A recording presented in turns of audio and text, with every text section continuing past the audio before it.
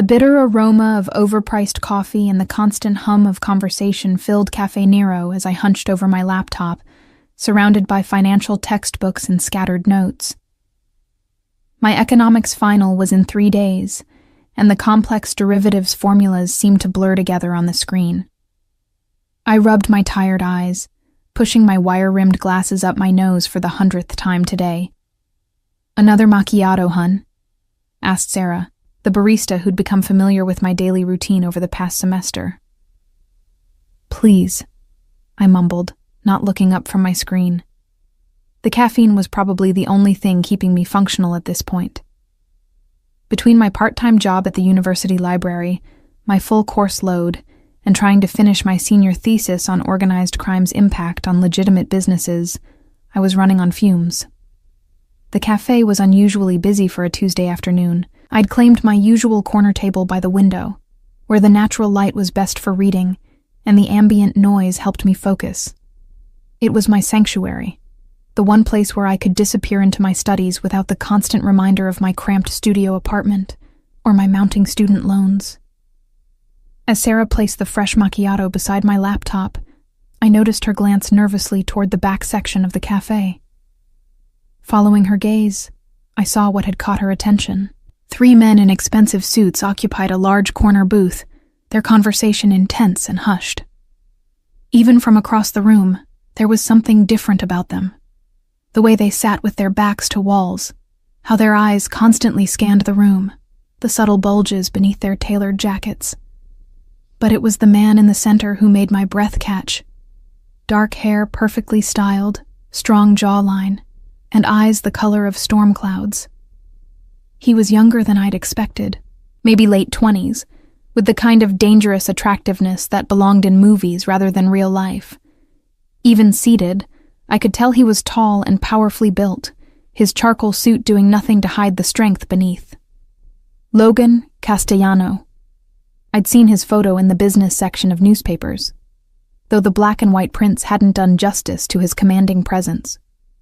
My thesis research had led me deep into the murky world where legitimate business intersected with organized crime, and the Castellano name appeared frequently in my notes.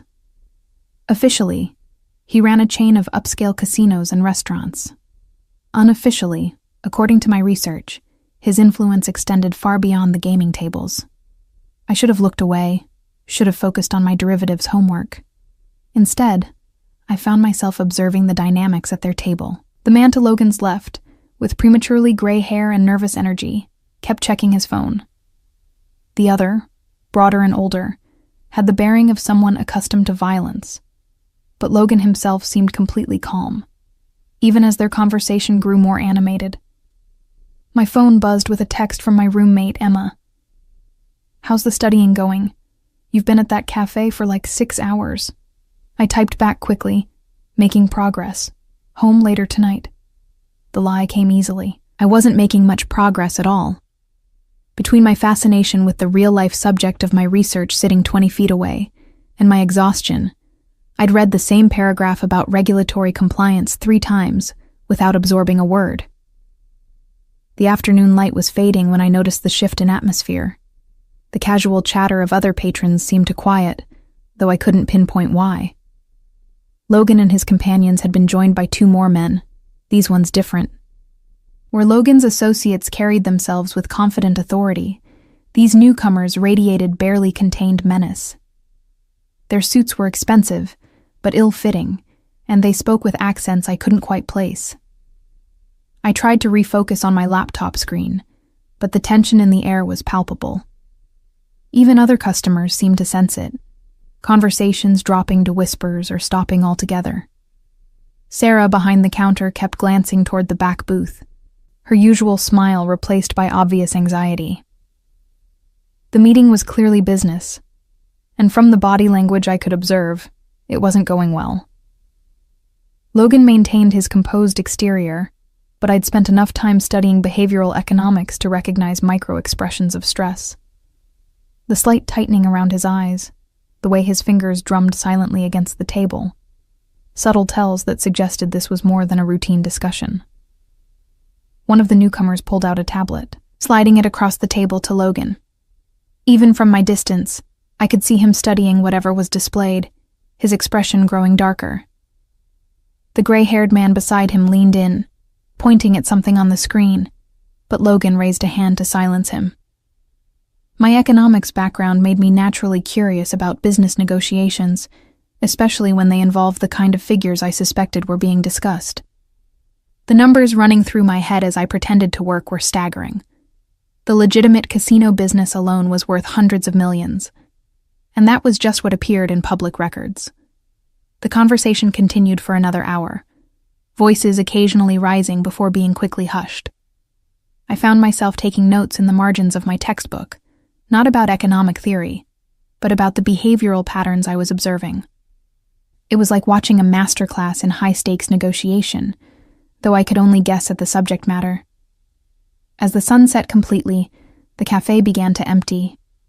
Sarah approached my table with obvious reluctance. "We're closing in 30 minutes, Lily. I hate to rush you, but..." "Of course," I said, beginning to pack my things. "Sorry, I lost track of time." She glanced toward the back booth again. "Those men, they're not our usual customers." I followed her gaze. The meeting was still ongoing, but something had changed. Logan's calm facade was beginning to crack, and the gray-haired man beside him looked genuinely distressed. One of the foreign visitors was speaking rapidly, gesturing emphatically at the tablet. "I should go," I said, closing my laptop. But as I stood to leave, I caught a fragment of conversation that made me freeze. The accented voice was saying something about percentage adjustments and compound interest modifications. My brain, trained to recognize financial terminology even in foreign accents, immediately began processing what I'd heard. They were discussing loan terms, complex ones, involving calculations that seemed deliberately confusing.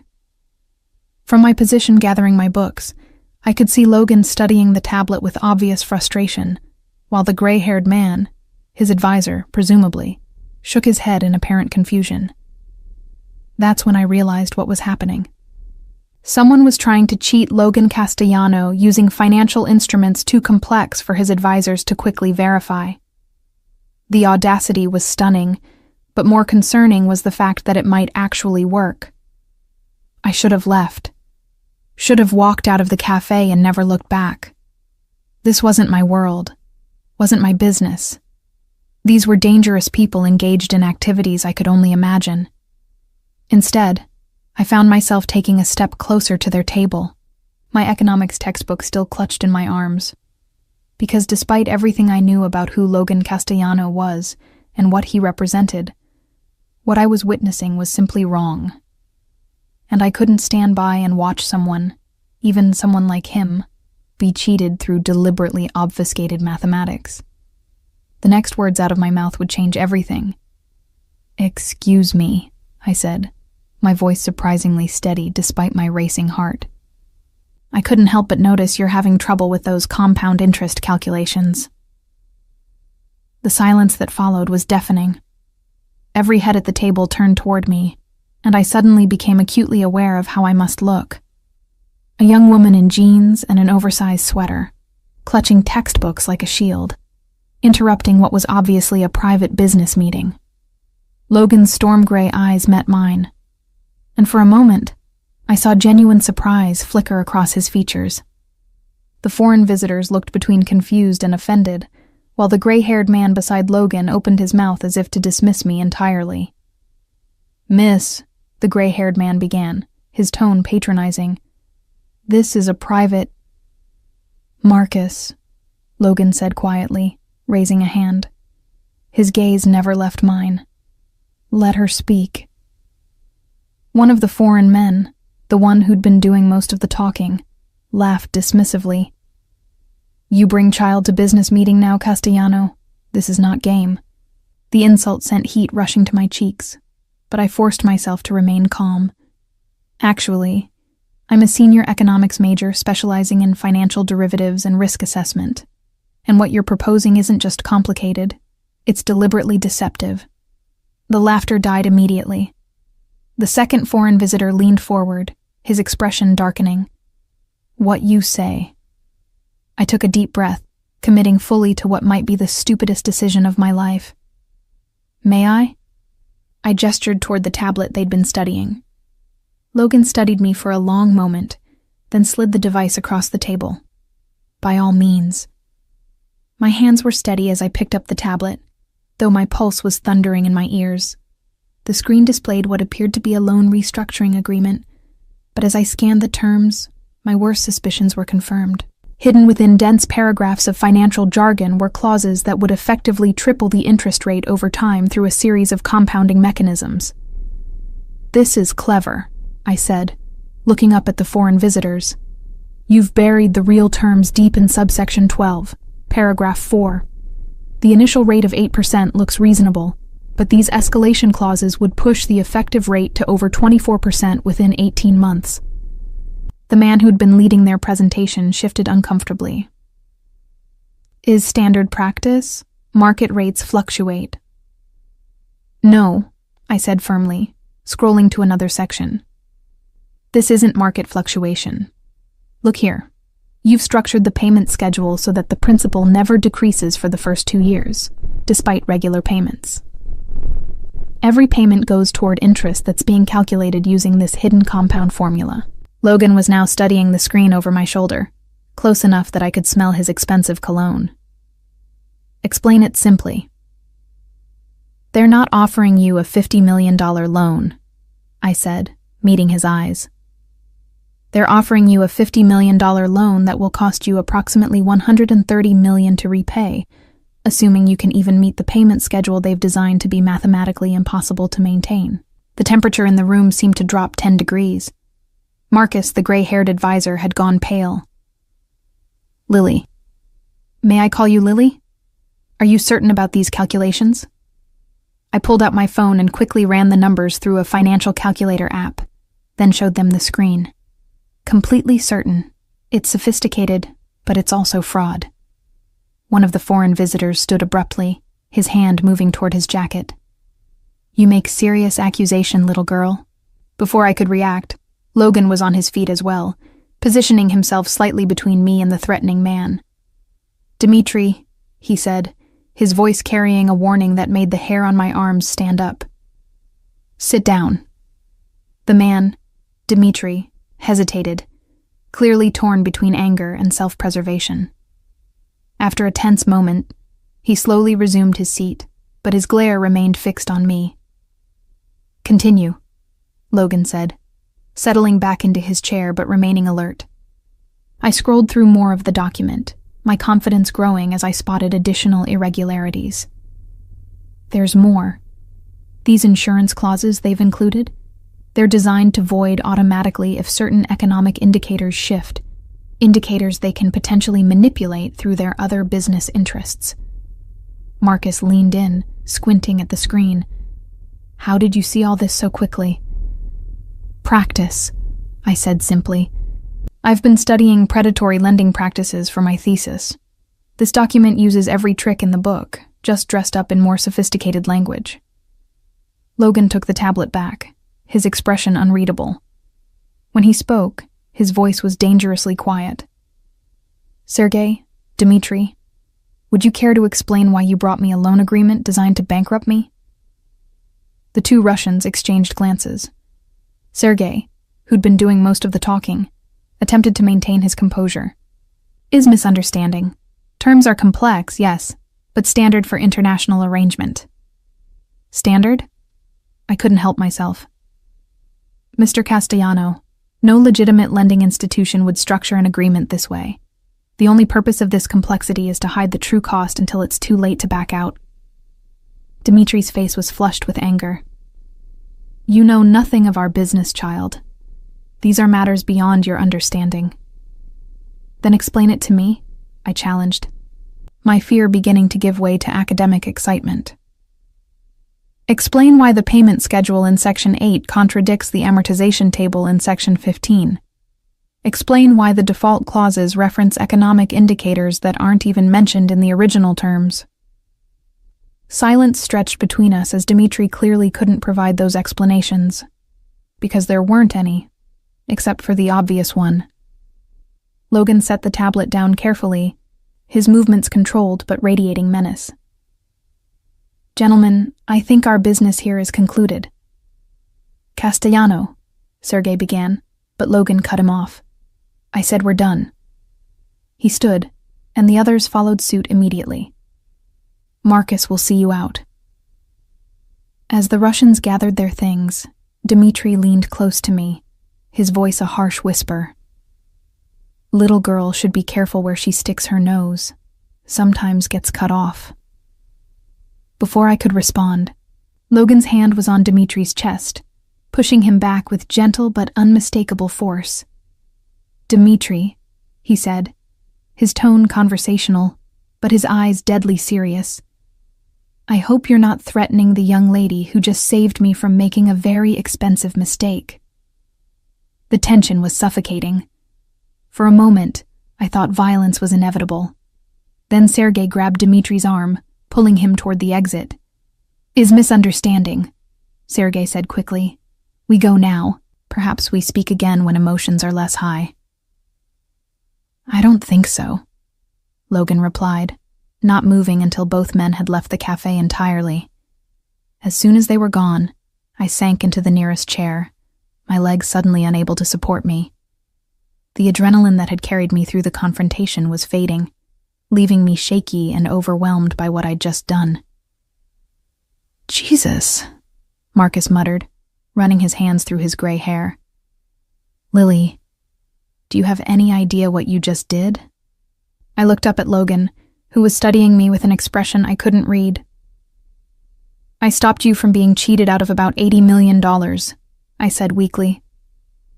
A slow smile spread across his face, the first genuine expression I'd seen from him all afternoon. "Yes," he said, settling into the chair across from me. "You did exactly that." "How long have you been watching me?" Logan asked, his tone curious rather than accusatory.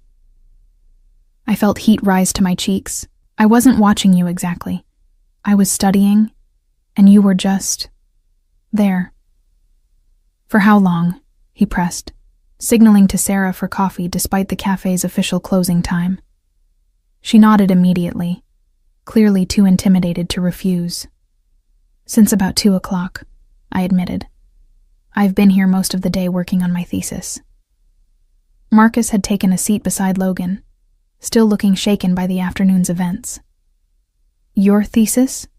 "Economic impact of organized crime on legitimate business structures," I said, then immediately regretted the honesty when both men's expressions sharpened. Logan leaned back in his chair, a ghost of amusement flickering in his eyes. "And what conclusions have you reached?" The question felt like a test. I chose my words carefully. That the intersection between legitimate and illegitimate enterprises creates unique financial vulnerabilities that can be exploited by both internal and external threats.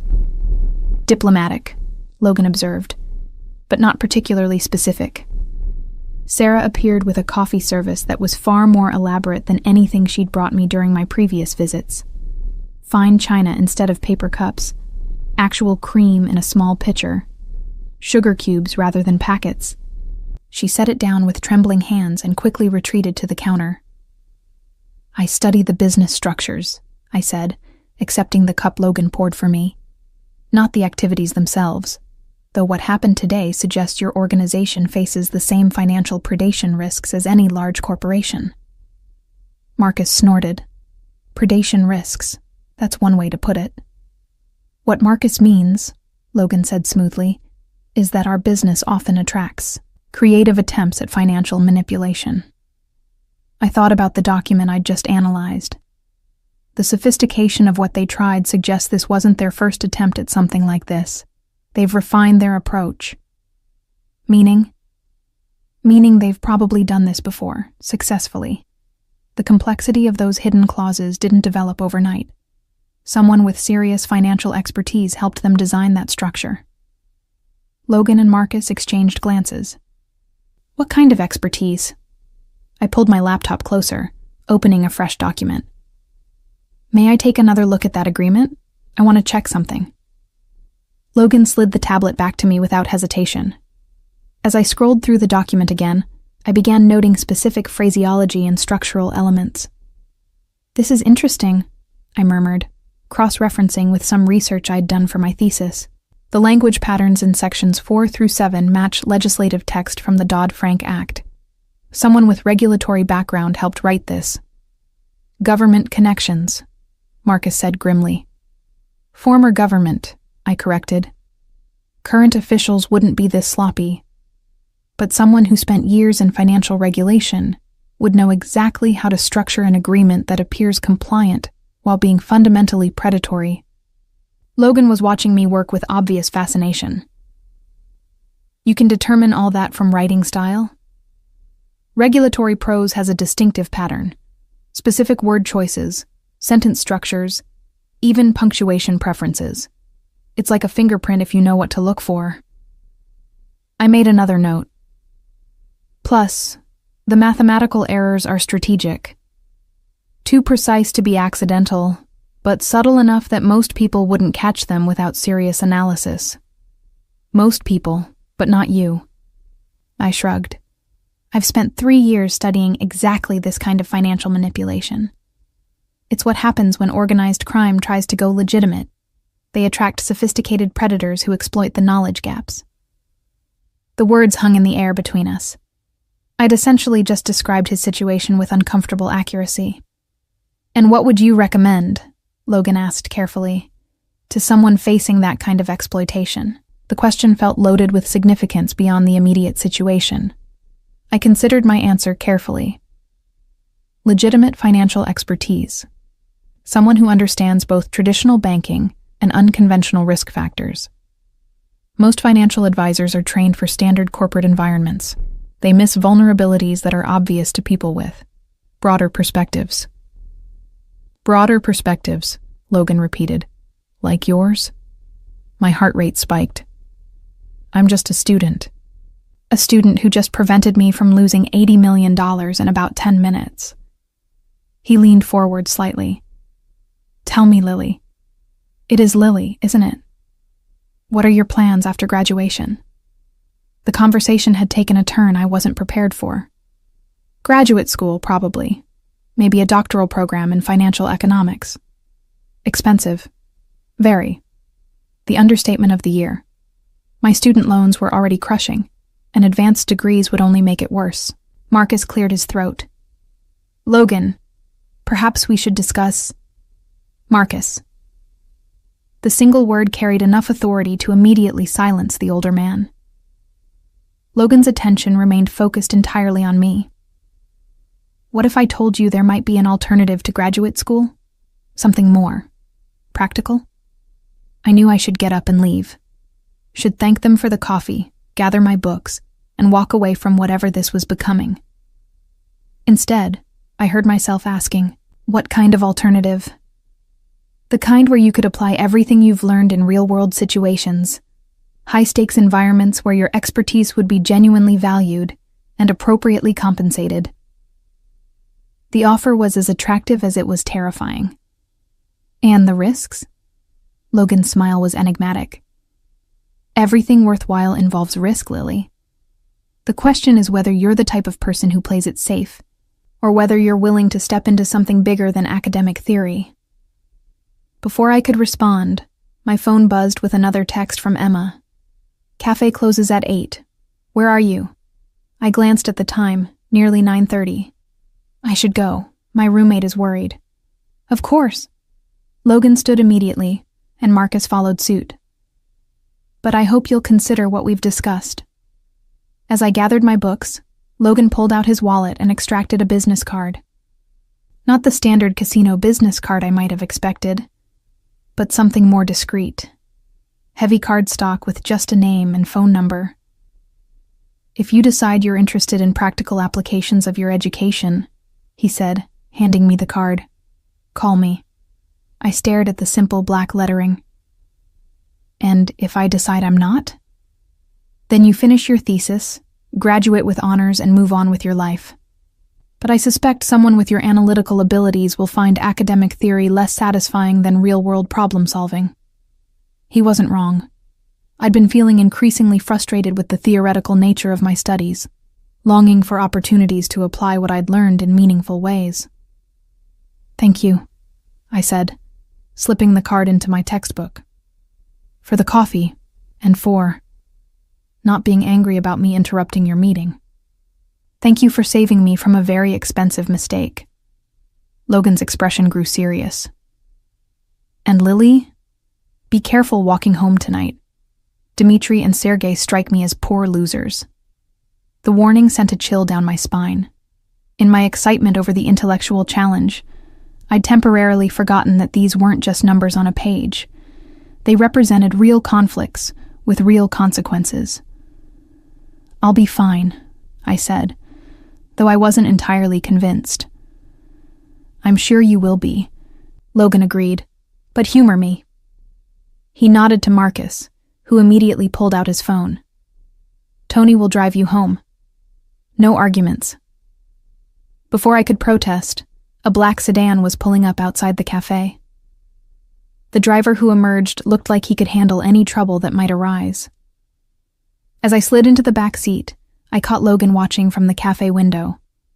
Even from a distance, his presence was magnetic, dangerous and compelling in equal measure. The drive to my apartment was silent, giving me time to process what had just happened. I'd inserted myself into a world I only understood theoretically, helped prevent what amounted to a sophisticated financial crime, and apparently impressed one of the most powerful men in the city.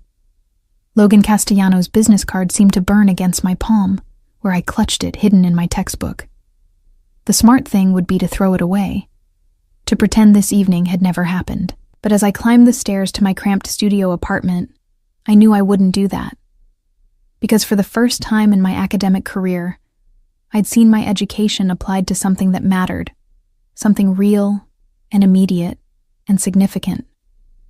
And despite every logical reason to walk away, I was already wondering what it would be like to step deeper into Logan Castellano's world. 3 days passed before I found the courage to use Logan's card. 3 days of pretending to focus on finals while my mind constantly drifted back to that evening at Cafe Nero. I'd researched everything I could find about the Castellano family's legitimate businesses, telling myself it was academic curiosity rather than personal interest. The casino operations alone were fascinating from an economic perspective. Complex revenue streams, sophisticated risk management, regulatory compliance across multiple jurisdictions. It was exactly the kind of real-world application I'd been craving in my studies. Emma had noticed my distraction immediately. "You've been weird since Tuesday," she announced over breakfast on Friday morning. "Did something happen at the cafe?" "Just thesis stress," I lied, stabbing at my cereal without appetite. "Lily." Emma fixed me with the look that had made her an effective resident advisor. "I've known you for 3 years. This isn't thesis stress. This is, I met someone and I'm freaking out about it, stress." She wasn't entirely wrong, which made the conversation more difficult to navigate. "It's complicated," I said finally. "Complicated how? Married? Older? Secret criminal mastermind?" I nearly choked on my orange juice. "Why would you say that?" "Because you look guilty and terrified, which usually means you're attracted to someone completely inappropriate." Emma studied my face. "Oh my God. I was kidding about the criminal thing." "He's not a criminal," I said quickly. "He's a businessman." "A businessman who makes you look like you've seen a ghost. What kind of business?" I couldn't explain without revealing too much. "The kind that's probably outside my comfort zone." Emma's expression grew concerned. "Lily, please tell me you're not getting involved with someone dangerous." Before I could formulate a response that was both honest and reassuring, my phone rang. Unknown number? But I recognized the area code from Logan's card. "I should take this," I said, stepping into my bedroom. "Lily." Logan's voice was unmistakable, even filtered through phone speakers. "I hope I'm not calling at a bad time." "No, it's fine." I closed the door behind me, heart racing for reasons I didn't want to examine too closely. "How did you get my number?"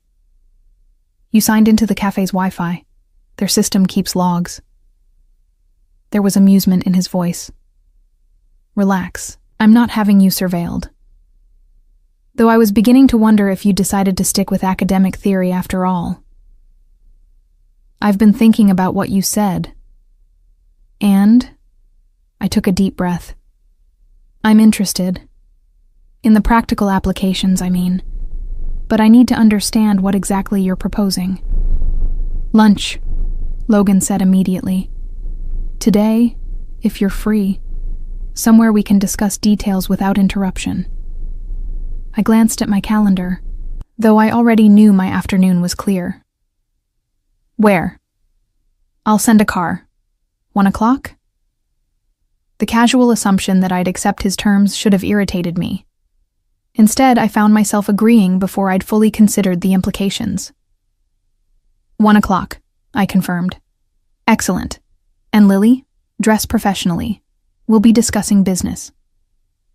The call ended before I could ask what professionally meant in his world. I stared at my closet, realizing that my wardrobe was severely lacking in options that would be appropriate for lunch with someone like Logan Castellano. Everything okay? Emma called through the door. Fine, I called back, pulling out the one decent dress I owned, a simple navy blue sheath I'd bought for job interviews. I have a lunch meeting. With mysterious businessman? With a potential employer, I corrected, which was technically true. Emma appeared in my doorway as I was struggling with the zipper. Here, let me. She helped me with the dress, then stepped back to assess the result. You look good, professional but not stuffy, though you might want to borrow my heels. Those flats aren't going to cut it if this is the kind of lunch I think it is. I didn't ask what kind of lunch she thought it was, partly because I wasn't sure I wanted to know her answer. At exactly 1 o'clock, a black car pulled up outside my building. Not the same sedan from Tuesday night, but something sleeker and more expensive. The driver who emerged was different too.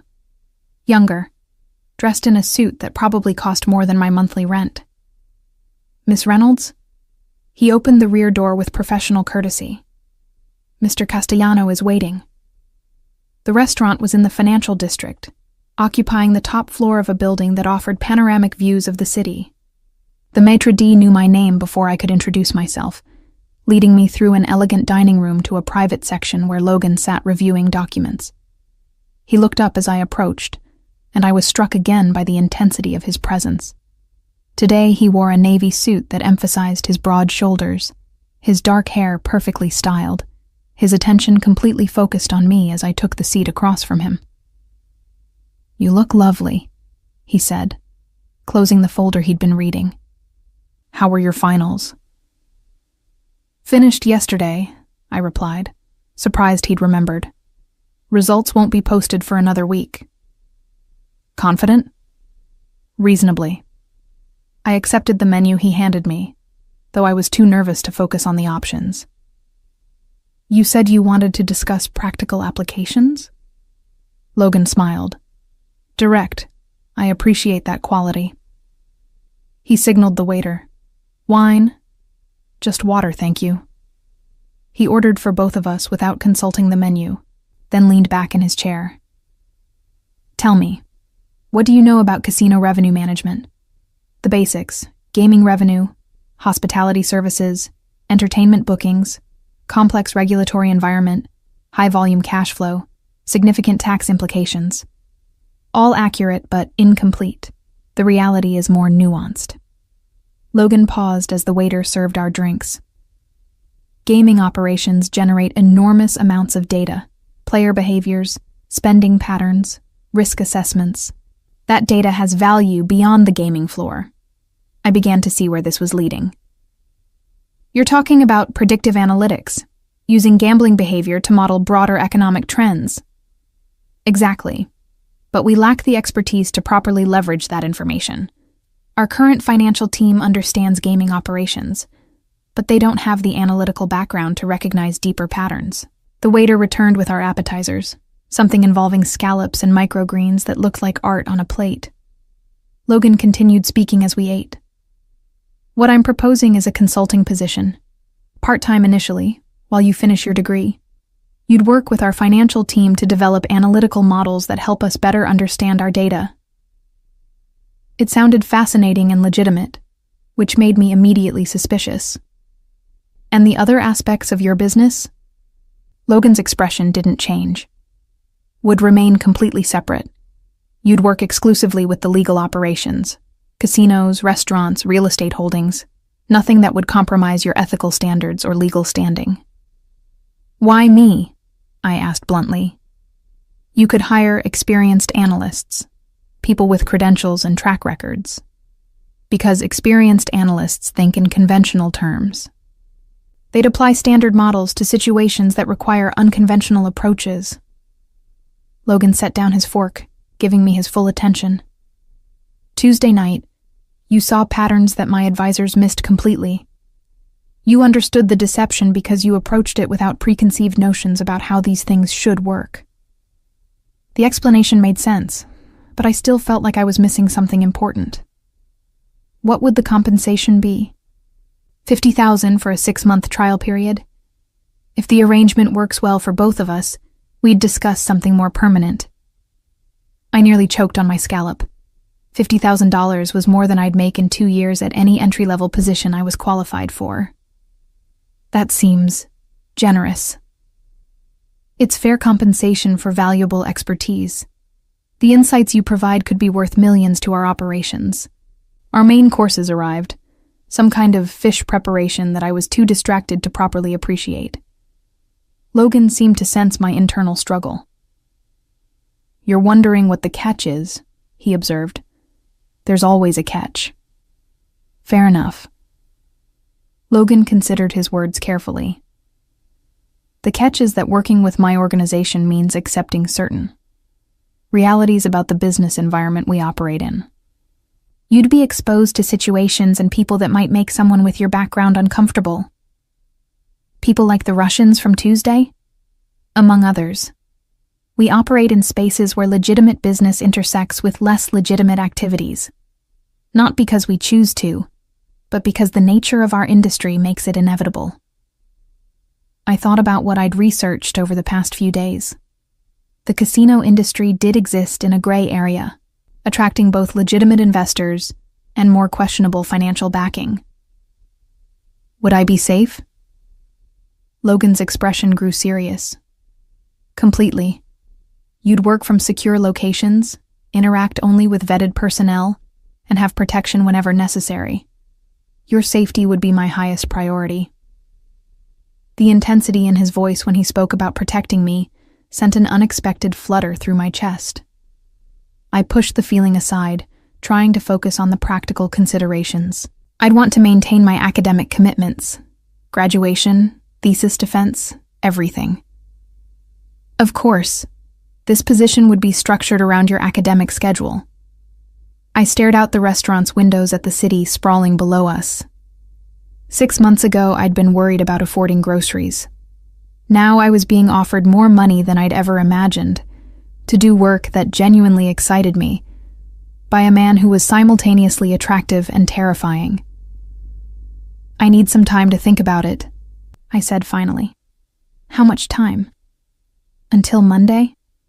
Logan nodded. Monday it is.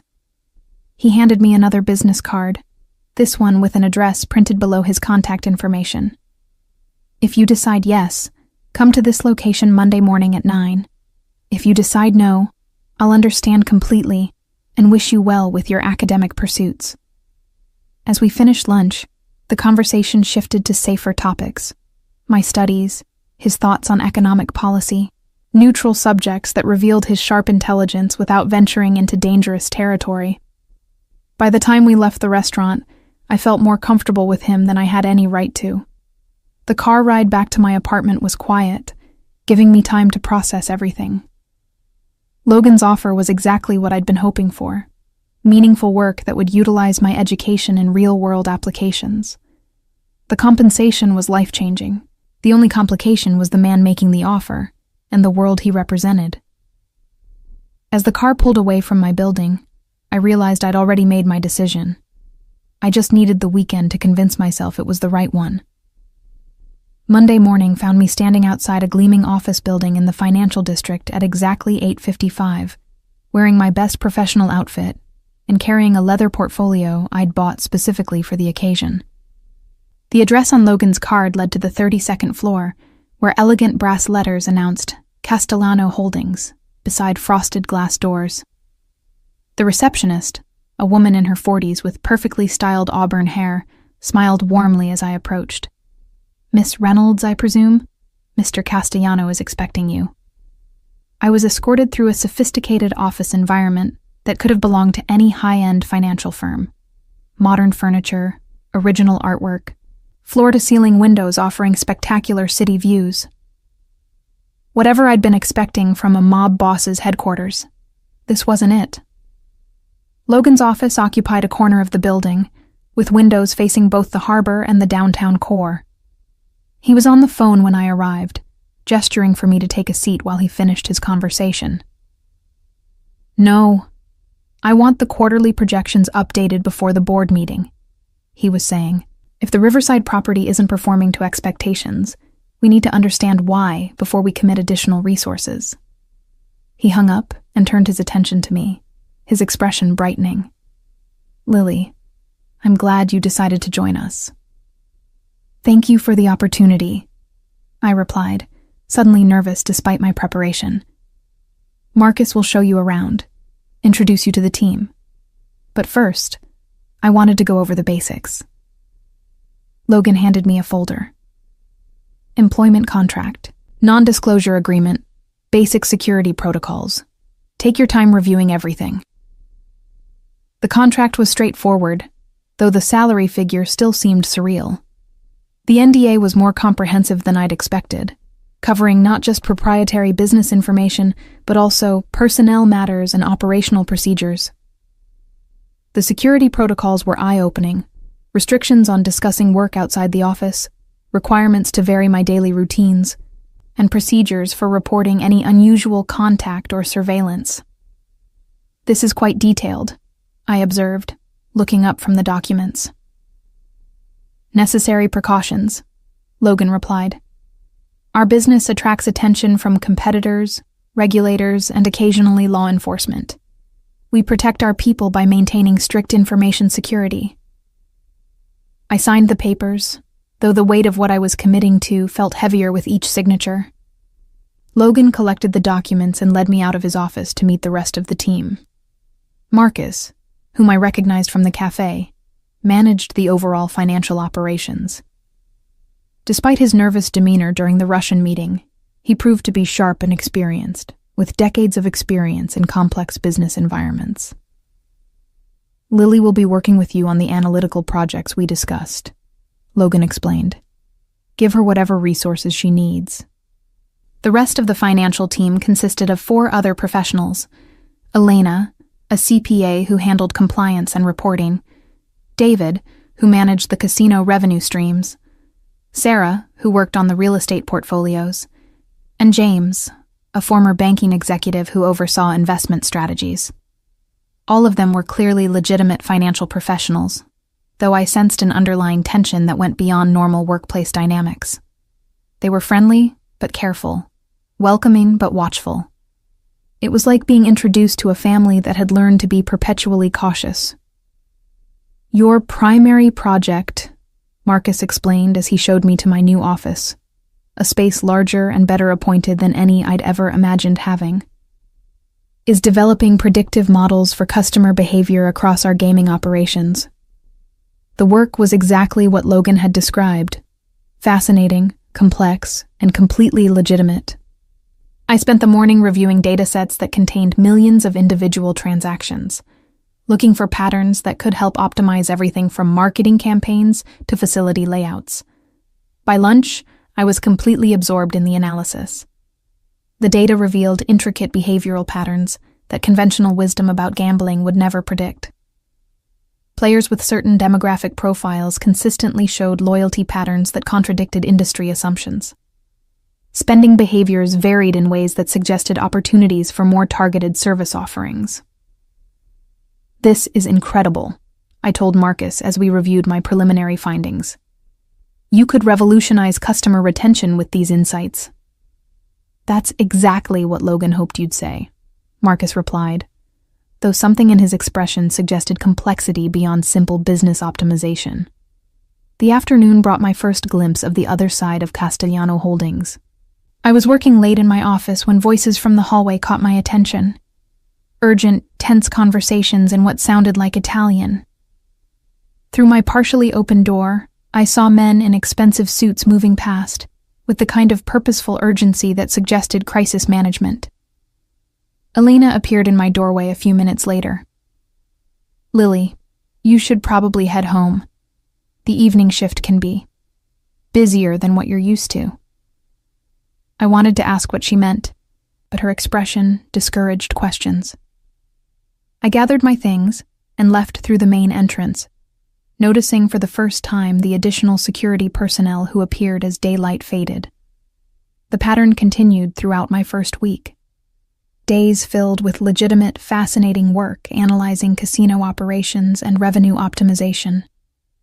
Evenings when the office atmosphere shifted subtly, when conversations switched to Italian, when people I didn't recognize came and went through private entrances. Logan checked on my progress daily, always professional but with an underlying intensity that made our interactions feel charged with unspoken possibilities. He was genuinely interested in my analytical findings, asking probing questions that revealed his own sharp business instincts. The customer loyalty program could be restructured based on these behavioral patterns, I explained during one of our meetings, showing him charts I'd developed. Instead of uniform rewards, we could offer personalized incentives that actually match spending psychology. Implementation timeline? 6 weeks for a pilot program, assuming we can get IT support for the necessary system modifications. Logan nodded, making notes. Done. What else? His immediate approval of significant expenditures still surprised me. In my previous jobs, any new initiative required endless approvals and justifications. Here, Logan seemed to trust my expertise completely. The real estate portfolio has some interesting opportunities too, I continued. The property usage data suggests several locations are underutilized in ways that could generate additional revenue streams. Such as? I pulled up another presentation. The Riverside property, for example. Gaming revenue is below projections, but foot traffic data shows high volume during business hours. It's positioned to serve the financial district, but the current entertainment offerings target evening clientele. Logan studied the charts I'd created. You're suggesting repositioning for business lunches and after-work events. Exactly.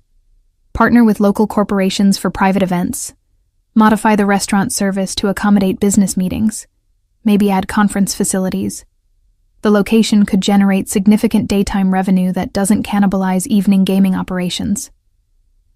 Brilliant, Logan said, and the approval in his voice sent warmth through me that had nothing to do with professional satisfaction. How did you develop these insights so quickly? The data tells stories if you know how to listen, I replied.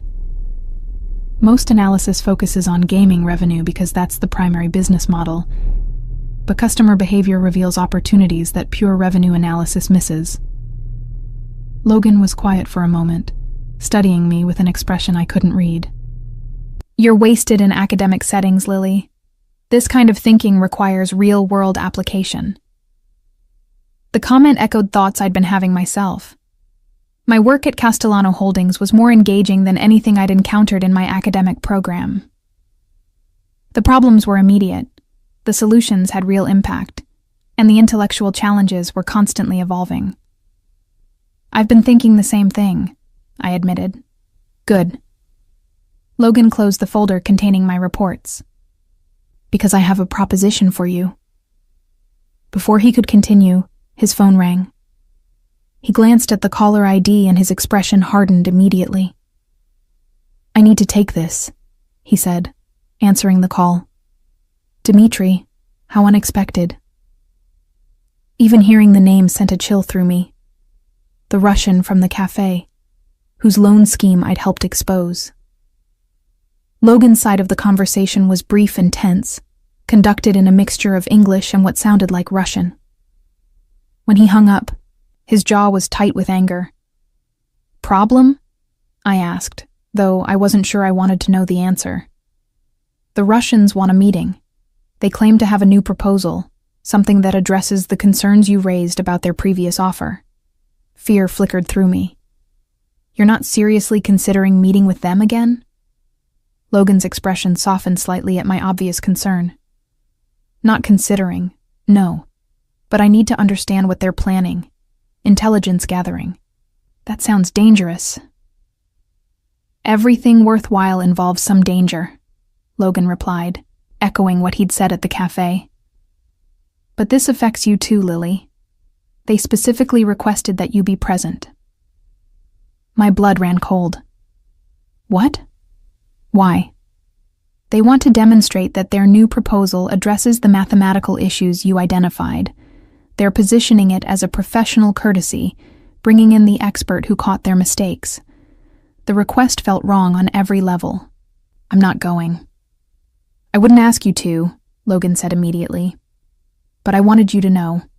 They're aware of your involvement, which means they're aware of you personally. Security around you will be increased accordingly." The casual mention of increased security drove home a reality I'd been trying to ignore. Working for Logan meant being connected to conflicts that extended far beyond normal business disputes. What kind of increased security? Discreet surveillance, modified routines, additional protection when necessary. Nothing that should interfere with your daily life, but enough to ensure your safety. I stared out Logan's office windows at the city beyond, suddenly seeing it differently. Somewhere out there, dangerous people were making plans that involved me personally. The academic world I'd inhabited just weeks ago felt impossibly distant. "I should go home," I said finally. "Of course." Logan stood immediately. "I'll have Tony drive you." As I gathered my things, Logan caught my arm gently. "Lily, I want you to know that your safety is my highest priority. Whatever happens with the Russians or anyone else, you're under my protection now." The possessiveness in his voice should have alarmed me. Instead, it sent an unexpected thrill through me that I wasn't ready to examine. On the drive home, I tried to process how quickly my life had changed. 3 weeks ago, I'd been a struggling student worried about graduation and student loans. Now I was earning more money than I'd ever imagined, doing work I genuinely loved, and apparently under the protection of one of the most powerful men in the city. The smart thing would be to quit, to return to my safe, predictable academic world before I got in any deeper. But as I looked at the preliminary analyses I'd developed, at the real impact my work was having, I knew I wouldn't do that. I was already in deeper than was safe or sensible. And despite every logical reason to be terrified, I was beginning to think that might be exactly where I wanted to be. The crisis came on a Thursday afternoon, exactly 3 weeks after I'd started working for Castellano Holdings. I was deep in analysis of the Q3 revenue reports when urgent voices erupted from Logan's office. Through my partially open door, I could see Marcus rushing past with a tablet, his face grave with concern. Elena appeared in my doorway moments later. "Lily, we need you in the conference room, now." The tone brooked no argument. I saved my work and followed her down the hall to a room I'd never entered before. Larger than Logan's office, with a massive table surrounded by leather chairs and wall-mounted screens displaying what appeared to be financial data and surveillance feeds. Logan stood at the head of the table, his usual composed demeanor replaced by barely controlled intensity. Marcus sat to his right, typing rapidly on a laptop. 3 other men I didn't recognize occupied chairs along the far side. Older, harder-looking individuals who radiated the same dangerous authority as Logan himself. "Lily," Logan said as I entered, "we have a situation that requires your expertise." On the main screen was a document I recognized immediately. The same type of complex loan agreement the Russians had tried to present weeks ago. But this version was different, more sophisticated, with the obvious traps I'd identified previously removed. "They've revised their proposal," Marcus explained, gesturing to the screen. "Eliminated the compound interest deceptions, restructured the payment schedules, removed the hidden escalation clauses." I studied the document, my trained eye automatically analyzing the terms and conditions. "It looks legitimate," I said slowly. "The interest rate is reasonable. The payment structure is standard. The default conditions are typical for this type of agreement." "That's what worries me," Logan replied. 3 weeks ago, they tried to cheat me out of $80 million. Now they're offering essentially the same deal with fair terms. Why? One of the unfamiliar men spoke up, his accent suggesting Italian origins. "Because they need the money more than they need the profit. Something's pressuring them." "Or it's a trap," added another. "Get you to accept reasonable terms, then alter the agreement after signing." I examined the document more carefully, looking for the kind of subtle manipulations I'd learned to identify. "The structure is clean," I said after several minutes. "If this is a trap, it's not a financial one." Logan turned to me, his gray eyes intense. Meaning the danger isn't in the loan terms themselves. If they're planning something, it would have to be external to the agreement. Something that happens after you accept, not something hidden in the contract. Marcus pulled up another screen. "The meeting is scheduled for tonight. Neutral location, public venue. The Harbor View Hotel's private dining room." "Too public for violence," one of the men observed. "But perfect for witnesses," Logan replied grimly. "If they're planning to set me up for something, a public location with security cameras would be ideal." I felt sick as the implications became clear. "You think they're trying to frame you for something?" "It's a possibility we have to consider," Logan said. "The FBI has been investigating our operations for months.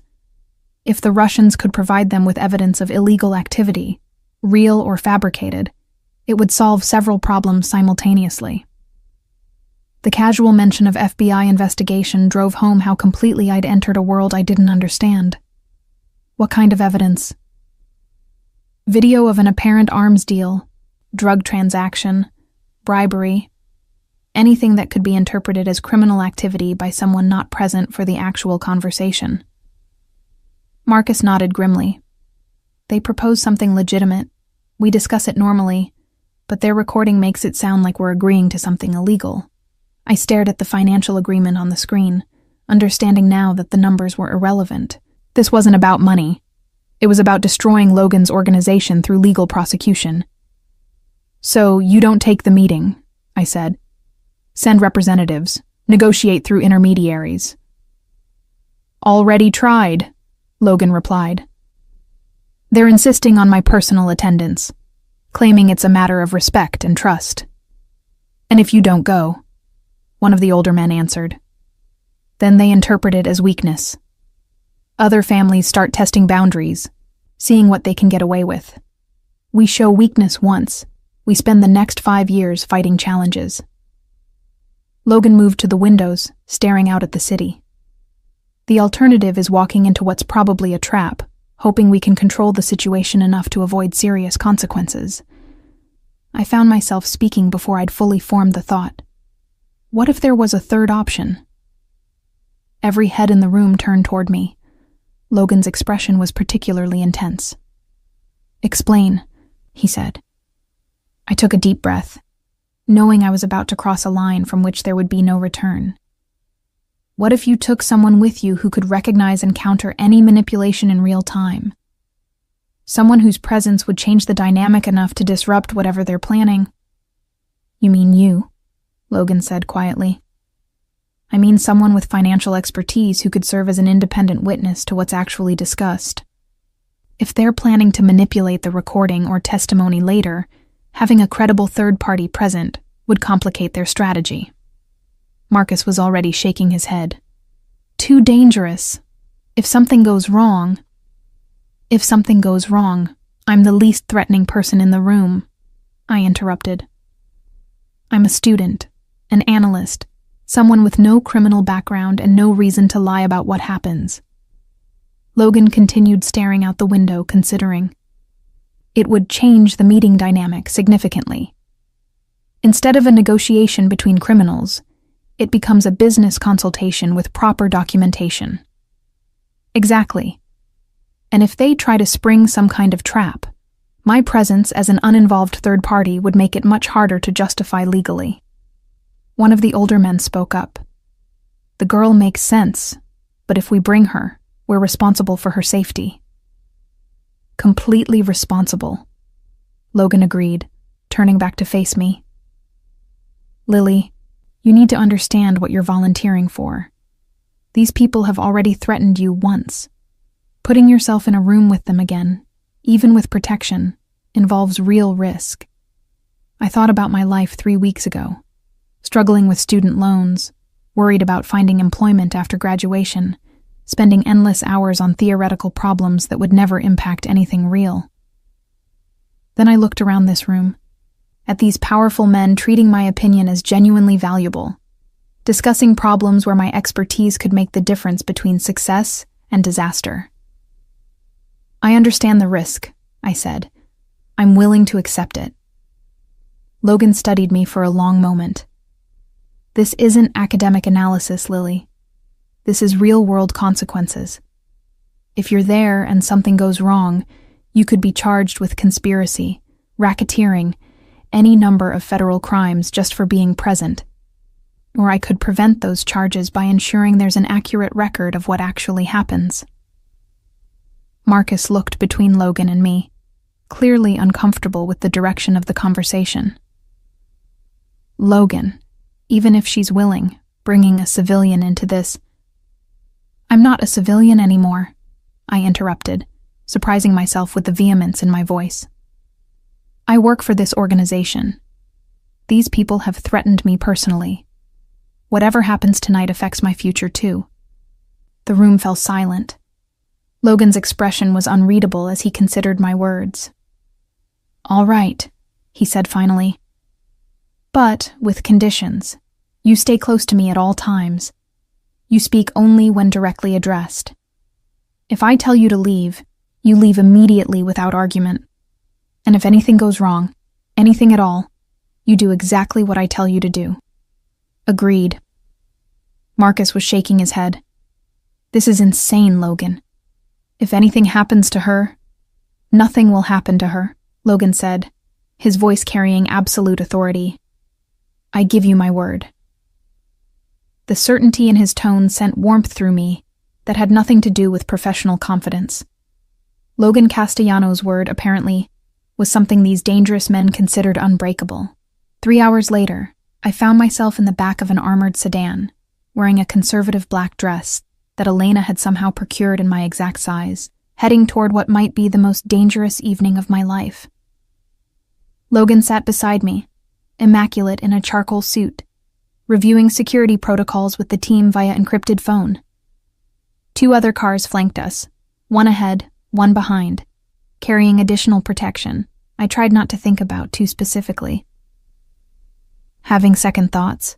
Logan asked as we approached the Harborview Hotel. Third and fourth thoughts, I admitted. But I'm still here. He reached over and took my hand, his thumb tracing reassuring circles across my knuckles. You don't have to prove anything, Lily. Not to me, not to anyone. The simple contact sent electricity up my arm. I'm not trying to prove anything. I'm trying to do what's right. Logan's smile was soft with an emotion I couldn't identify. That's exactly why you don't belong in this world. And exactly why this world needs people like me in it, I replied. As our car pulled into the hotel's circular drive, Logan squeezed my hand once more. Stay close, he murmured. And remember, whatever happens in there, you're under my protection.